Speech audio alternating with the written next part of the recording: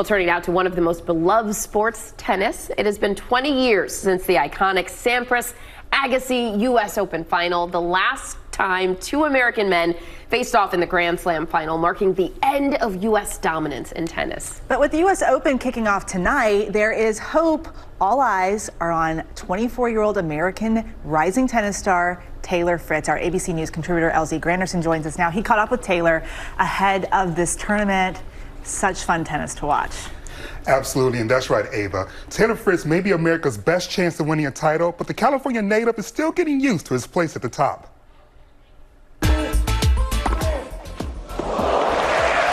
Growing up with professional tennis players as parents, it's no surprise rising tennis star Taylor Fritz found his hands on a racket at just 2 years old. I mean, it was around so much, it was pretty impossible for me, not to get into tennis, you know?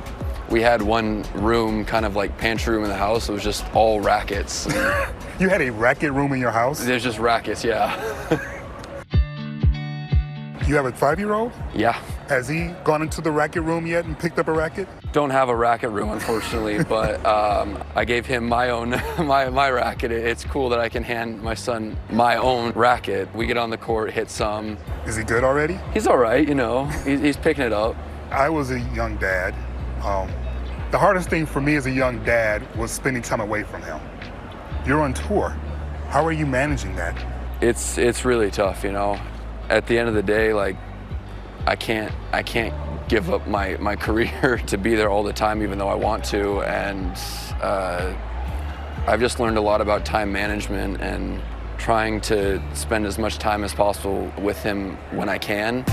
From winning the U.S. Open Junior title in 2015 to top-ranked American man, Taylor has gone from curiosity to the country's best hope of capturing its first men's major title since Andy Roddick in 2003. Something happened last year, and you've become like this totally different player, and you're seeing in the results. You're at a career-high ranking now. You're at number 12 now in the world. Do you know what it was? Yeah. What clicked?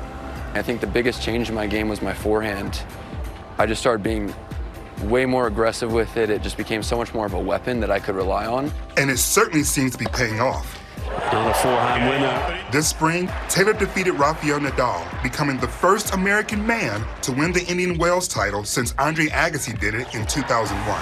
Taylor Fritz is the king in California. When I think of Rafa, I just think of his legacy. This is a guy I grew up watching when I was 12 years old. It's crazy to even be playing against him, competing with him for titles. Despite a stress fracture in his foot, Taylor has been playing the best tennis of his life and comes to the U.S. Open seated in the top 10, leading many to believe he has a good shot to win it all. I actually believe he can win this tournament. I think this year at the U.S. Open, there's about 10, 15 guys that can win the tournament, and he's one of them. It's more open, I think, than I've ever seen in the last 20 years. I think there's 12 to 15 that can win this, and Taylor, I'd put him maybe 5th on that list of guys that can win this tournament. I'm feeling really good. I'm playing really good tennis, and I just have to take the matches kind of one at a time. I think it's crazy to hear people talk about the fact that they think I could win the Open this year. When you think about the U.S. Open, it's hard, especially this year, not to think about the Williams sisters, particularly Serena Williams. When she says goodbye, there's going to be a huge void, a big gap here in America in terms of having a presence in tennis. Are you prepared to fill that void? I could never fill the role. You know, the thing is, there's so many really good young American players that I don't feel like it's gonna all be on me. It's an honor to have my name in that discussion, and I think the future on the men's side is very bright.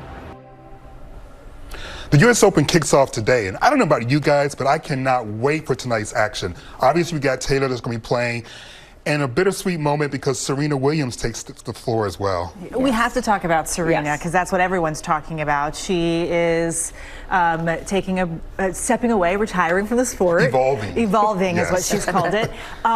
What kind of a loss does that leave for the sport, and what are you hoping for her for this tournament? Well, I'll start with last question first, because I never vote against Serena Williams, ever. So I know she hasn't been looking her best. I know she hasn't been playing consistently, and obviously the results haven't been what we're used to seeing. But unless that racket doesn't have any strings in it, I am not voting against Serena Williams. I'm not going against Serena Williams. So that's my prediction for her tonight, especially. And then as far as like the sport having not a major presence, you know, the Williams sisters have been covering tennis in America for at least 10 years because of the gap in men in terms of getting those major tournaments. And so my hope is that Taylor has a good long run. My hope is that all the American men have a good long run, because there's going to be a pretty big gap there, and we can't leave it to the rest of the world to fill that gap. America used to own tennis. I think it's time we get our place back at the top. We are on board with you. It'll be so fun to see Serena play and also to see her play with Venus. Looking forward to that. Yes. Thank you so much, LZ. Well, hey there, GMA fans. Robin Roberts here. Thanks for checking out our YouTube channel. Lots of great stuff here. So go on, click the subscribe button right over here to get more of awesome videos and content from GMA every day, anytime. We thank you for watching, and we'll see you in the morning on GMA.